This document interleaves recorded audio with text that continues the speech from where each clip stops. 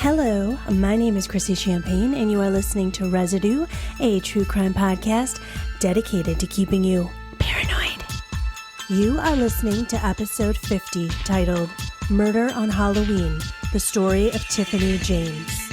On October 31st, 2015, in Brandon, Florida, a young single mother is taking her two twin daughters, only 7 years old, trick-or-treating, when the family is approached by a man dressed in only a Jason from Friday the 13th mask and carrying a gun.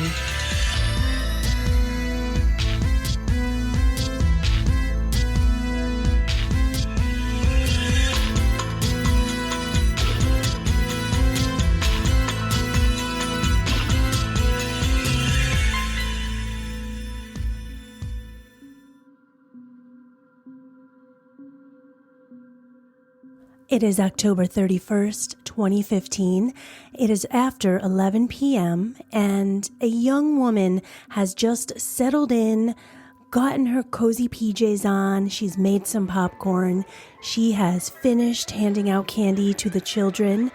It is Halloween, and after running out of candy, she decides that she's going to sit down, put on a scary movie marathon, and just relax for the rest of the night.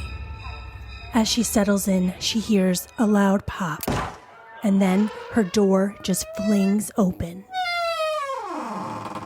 Scared out of her mind, she jumps up, runs to the door, and as she looks outside, quickly before she closes the door, she sees a woman laying on the ground and a man dressed in a Jason costume standing above her with a gun pointed down to her face. In a panic, she just slams her door and runs for cover in her own home. 3 more shots ring out, and then she hears the tiniest little knock on her door. Cautiously, she approaches the door and decides to open it, and right before her eyes, she sees her 7-year-old neighbor standing on her doorstep, covered in blood. She recognizes the little girl because she lives only a few apartments away. She hears another knock, and this time it is the little girl's twin sister at the door. The neighbor takes both of the children, gets them to safety inside of her home, and then she calls 911. Neighbors all throughout the apartment complex had already been calling 911 after they heard the shots. So the police arrived on the scene pretty quickly. 35-year-old Tiffany James was laying on the ground. When police arrived, she had multiple gunshot wounds. Tiffany's 7-year-old twin daughters sat there on this neighbor's couch, completely covered in Tiffany's blood. They had blood covering their entire Halloween costumes, and there was blood all over both of the girls' faces. When officers arrived, their first priority when dealing with the girls was to find a family member that could come and take care of them. These 2 girls might be the only witnesses that the detectives had, but they were not going to pressure these young girls right now. They were too traumatized. One of the twins was so traumatized that she couldn't even speak. She kept trying to open her mouth to say something to the police, but nothing was coming out. The twins' grandmother arrived to take care of them, and detectives had to figure a way to get the girls out of the apartment. They didn't want them walking past the bloody scene that was right in front of the apartment door. The officers decided the best idea was to cover the girls in blankets, put the blankets over their head, and walk them, guide them past their mother and to their grandmother. The neighborhood is canvassed quickly, and what police find out from multiple neighbors is that they all saw the same thing. They all saw a man dressed like Jason with a mask on. They said that this man was anywhere between 5'7" and 6 foot. They could tell it was a man because of the build. They said this man weighed between 200 and 220 pounds. But that's all they could get out of most of the neighbors, until one neighbor said they did notice a strange car, a silver sedan, that was parked in the neighborhood earlier that night. And they did notice that same sedan leaving the scene very quickly as they watched the man shoot Tiffany and then run. Just run through the entire apartment complex while that car left on its own. Police have no license plate. This apartment complex has no security cameras, so all they have to go on right now is there is a person dressed like Jason and the possibility that this could have been two people who committed this crime. Detectives are going to turn to Tiffany's family members to try and figure out who would have wanted to do this to Tiffany, especially in front of her two young daughters. While detectives are looking for answers, Tiffany is fighting for her life in the hospital. But the doctors said that her wounds were too severe. Tiffany had significant head trauma. She passed away in that hospital room. Tiffany was shot 3 times, twice in the head. Police are able to interview Tiffany's sister, and they find out that Tiffany had 2 men in her life. One was her brand new boyfriend, and one was the father of her twin daughters, Daryl Williams.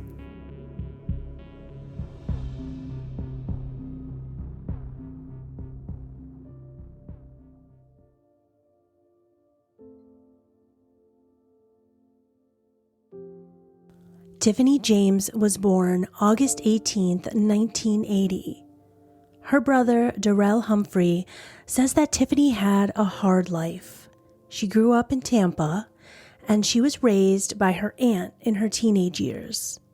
After high school graduation, Tiffany welcomed her first son. Soon after, she had a second baby boy. And soon after that, Tiffany's boyfriend at the time left their brand new small family, and Tiffany became a single mother.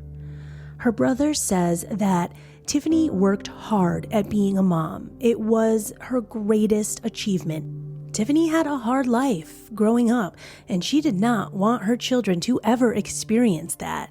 She adored her children. Tiffany worked hard as a single mom. In 2008, she was working in a medical office, and this is around the same time that she meets a man named Daryl Williams. Daryl was a little older than Tiffany. He was about 14 years older than her, but Daryl also had children from a previous relationship, so this was perfect for Tiffany. Tiffany and Daryl end up getting together and actually getting married pretty quickly. They do end up having their 2 twin girls, and life was great for a little while, but after about 5 years together, the couple decides to end the relationship. Tiffany would actually call her brother and tell him about all of her relationship troubles with Daryl. There were many troubles in their relationship because Daryl was quite the cheater, and he wasn't always the nicest guy. Daryl could be very confrontational and very aggressive. After ending her relationship with Daryl, nothing's going to stop Tiffany. She is the type of person that wants it all. She is going to reach for the stars. And her goal right now is that she wants to start her own beauty salon. So she actually starts taking classes to become an esthetician and a cosmetologist. She had that reach for the stars mentality. In 2015, Tiffany is going to attend a party, and at this party, she's going to meet an old friend who she used to have some feelings for. It ends up that the 2 of them decide to go on a date and find out that they have a lot in common and a lot of romantic feelings. He is also a single dad, and at this point, Tiffany is feeling really excited about her future. As Tiffany's sister told police, Tiffany only had 2 men in her life, the new boyfriend and the ex-boyfriend. So police are going to want to talk to both men. And at 4 a.m., The night of Tiffany's murder, police arrive at her new boyfriend's house.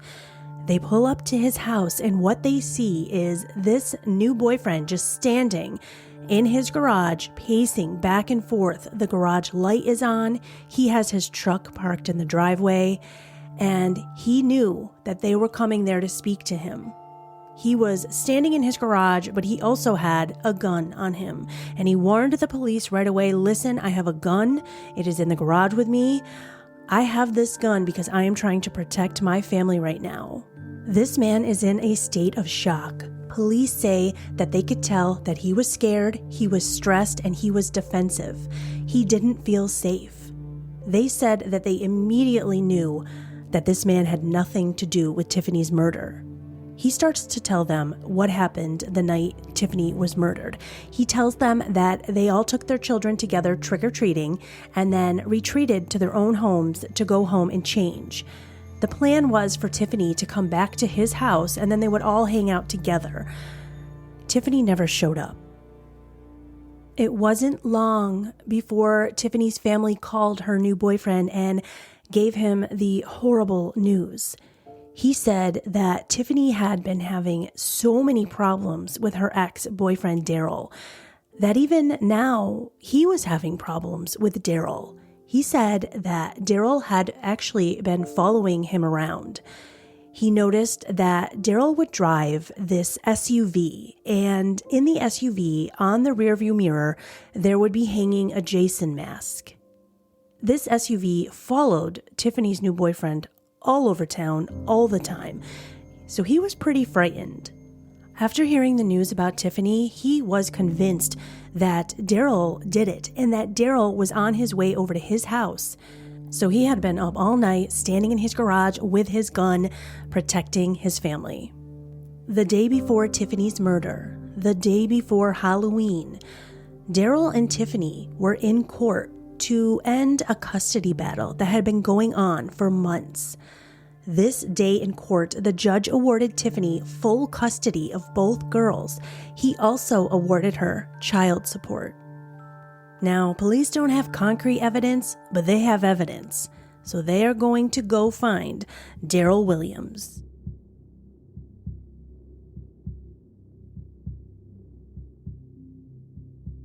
On November 1st, police arrive at Daryl's house. He is not there, but the detectives decide to break up into teams and go talk to all of his neighbors.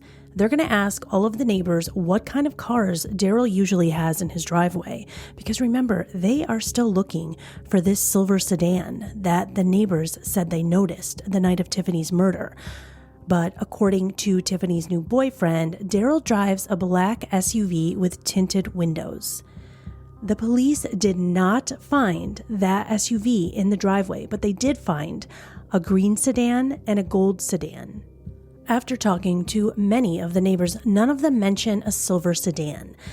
Finally, police are back at Daryl's house and they see that someone has arrived home. It is Daryl's older daughter. So the police go up to the door and they ask if they can speak to her about her father. They tell her that Tiffany has been murdered, and her first reaction is hysterical. She wants to know if her two sisters are okay, because remember, these twins are also her half-sisters, and so she starts crying and she's in shock, and the first thing she says to the detectives is, "If something happened to Tiffany, then my father is your prime suspect. I know what my father is capable of." Daryl's older daughter tells the police that she hasn't seen her father since before Halloween. And this is actually odd because Daryl and his daughter talk almost all day, all the time, always texting. He is always aware of where she is and she always knows where he is. But she hasn't seen him since Halloween. And she tells a story about how her father can be quite aggressive. It is her father's way or no way. Her father is violent, her father is aggressive, and she said that he is so controlling that when Tiffany ended the relationship, he started harassing her and stalking her. She also tells a story about when she was younger, she saw her father pull a gun out and hold it up to her mother's head. Police get more than enough information from Daryl's daughter, and now they are going to head over to the chemical plant that Daryl works at because he could possibly be there right now. Even if he is not there, they are going to want to talk to his employer, to his coworkers, and find out even more about Daryl Williams. And what they find out is that Daryl owed over $100,000 in back child support. His employer said that he did not work on Halloween, and that was pretty odd because according to his employer, Daryl was a really hard worker who always worked overtime. He had never once told them no when they asked him to work, and when they asked on Halloween, he said that he was not available. His employers found that a little surprising, but what they didn't find surprising was that Daryl could have possibly murdered his ex-girlfriend. They tell stories about how explosive Daryl is, how all of the other employees are scared of him, especially his female bosses. Police put an APB out on all of Daryl's vehicles, and it is very quickly that they get a hit. A neighbor in a Claremelle area neighborhood reports that they see Daryl's gold Camry parked in front of someone's home. The police arrive right away, and they find out that this home is owned by a woman named Rosalind. This is Derek's new girlfriend. Police walk up to the front door, they knock, Rosalind answers, and they tell her that they are going to need to speak immediately. Rosalind is fine with it. She asks them in, they all sit down in her house, and she tells them that Daryl is a brand new relationship. She hasn't known him for very long. Police want to know, well, where's Daryl? His car wasn't there when they arrived, and Rosalind tells them that Daryl went to get a lawyer. Police never told Daryl that he was a suspect. Nobody knew this, so they find it a little bit odd that Daryl is out getting a lawyer. And it does not take long for that lawyer, Norman Cannella, to call detectives and tell them, do not speak to my client anymore. And the detectives are like, okay, cool. Well, we're going to talk to Rosalind.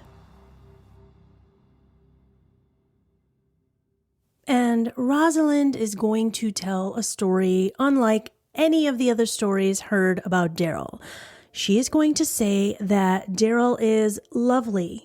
He's not controlling. He has no issues with Tiffany. He was a loving father who just wanted to do the best he could for his children.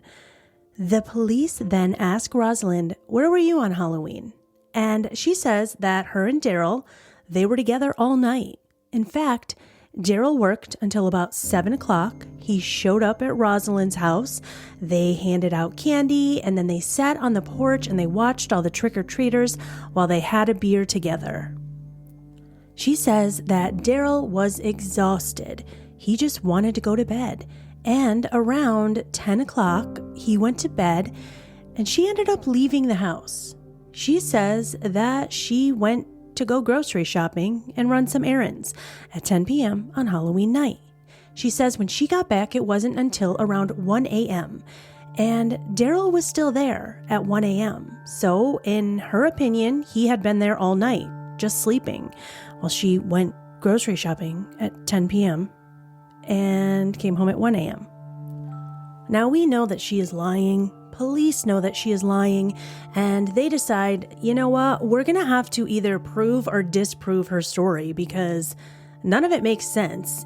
So it is now 2 days after the murder, and a forensic interviewer is actually going to help interview the twin girls. This is going to be an interview that takes place inside of a kid-friendly environment.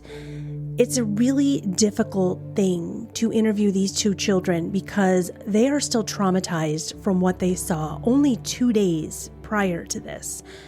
Police say that the first twin that entered the room and spoke with the therapist was very talkative until the therapist started talking about Halloween night. This poor baby girl, she just choked up, she froze, she couldn't speak, and They had to end the interview there. But when her sister came in, her sister was very talkative. She was able to open up. She was clear about all of the important details. She told the therapist that she did believe that this was her dad that killed her mother that night because she could tell by his body type. She also said her parents fought a lot. Her dad was pretty abusive towards her mother, and something pretty suspicious was said. This little girl said that she found some pictures inside of her dad's apartment one day, and these pictures were pictures of her mother's home and her boyfriend's home. Daryl told his kids that he hired a private investigator to stalk their mother. The last thing detectives want to do is have to put these two children up on the stand to testify against their own father. So they're going to now go back to Rosalind because they know Rosalind is a lying bitch. So if they subpoena her phone records, they're going to find out that her cell phone wasn't anywhere near where she said she was on Halloween night. You know where her cell phone was? It was in Tiffany's apartment complex, sitting in her silver sedan. Detectives know that Rosalind didn't kill Tiffany, but Rosalind was there and she was involved. So she's going back to that police station and she's going to get questioned again. Police tell her that this is voluntary and that if she wants to leave, she can. But if you do stay, the detective says to her, you do not fucking lie to me. They show her all of the evidence that they have, and they show her that they can prove that she was lying. They really, really dig into her, and of course, she gives up. She starts crying. They say that she actually falls from her seat and rolls over to the corner and sits in a ball and cries. But despite all of the dramatics from the wonderful actress Rosalind, she doesn't want to tell them anything, and the detectives are getting a little pissed off at this point, and one of them actually says, you either give it up or you get the fuck out of my office, Rosalind. And she leaves. She says, okay, I'm going to go. But they don't let her leave in her own car. No, she's going to have to take the bus home because the cops are going to keep her car and they're going to search the hell out of that thing. They don't find anything, but at least Rosalind didn't have a way home. Now the detectives are hot on her trail and they are not letting her off easy. So again, on November 24th, detectives ask her in, and this is her last chance. Once the interview begins, she immediately breaks down. She starts telling the detectives that, okay, I did drive Daryl to the apartment complex that night. She said, he didn't tell me what he's going to be doing there, but I just waited in my car and I played some video games on my phone. I did notice Tiffany pulling up, and Daryl got out of the car pretty quickly when Tiffany pulled up. And when he got out of the car, he put a mask on and pulled out a gun. Rosalind says it's at this point that she panicked and just drove away in fear. When she got home, she says that Daryl was already there and she had no idea how he got back there. Obviously, police feel like she is still lying because witnesses said the car didn't drive off until after the gunshots went off, until after the masked man ran through the apartment complex. As a last-ditch effort, detectives will tell Rosalind that the best chance she is going to get is a limited immunity deal in exchange for her testimony, as long as that testimony is completely honest. If she lies one bit, she's going to jail. She tells them what everyone already knew. She did help. She did know the plan. She did drive him there, and she did witness the murder. But she is scared to death of Daryl, obviously, so she didn't want to tell police the truth to begin with. Police are now going to charge Daryl Williams with first-degree premeditated murder for the murder of Tiffany James. They're going to get him at work. So their game plan is, listen, we're going to go into Daryl's place of employment at the chemical plant, and we're going to all dress up like we work at the chemical plant. So they're all dressed in all this gear, and Daryl arrives at work that day. He doesn't realize that detectives are waiting for him to walk in. Detectives grab him the minute he comes in, and they pull their guns on him, and Daryl is in complete shock. He doesn't resist arrest because he's just more confused about why these men dressed up like construction workers are arresting him. Kind of sucks when someone's wearing a costume to come and get you, right, Daryl? I think it would have been a lot better if these detectives dressed up with a Jason mask on, if they were all Friday the 13th in Daryl's ass. Daryl immediately asks for his lawyer, so they know they're not going to get anything out of him. So the next plan would be to use Rosalind's words against Daryl. Rosalind says she saw him pull the trigger and she saw him shoot Tiffany. So she is going to be the person that testifies against Daryl in exchange for immunity. But prosecutors are not thrilled about the fact that they have to put a known liar on the stand because that's not going to work out very well in their favor. So what happens is Daryl is offered a plea deal, and he accepts this plea deal, and he is sentenced to 20 years in prison.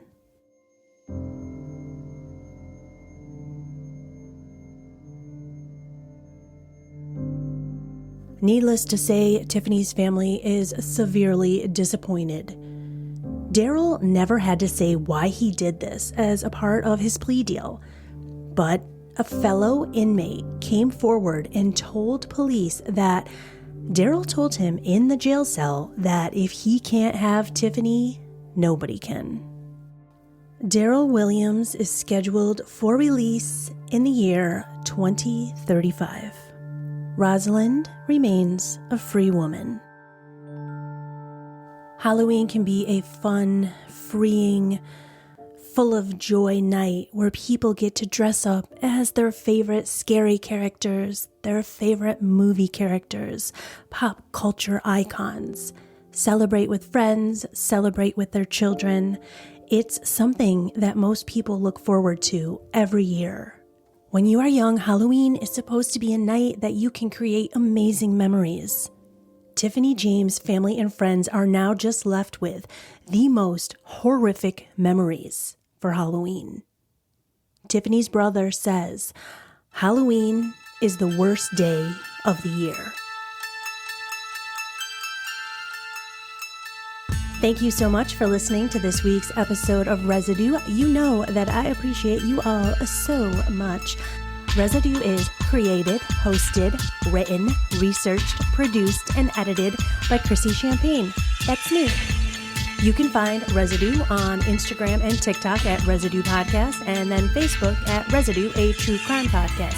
I absolutely loved hanging out with you all this week, and I hope to see you again next week. But until then, stay safe and stay paranoid. Don't forget to stick around and dance to my theme song.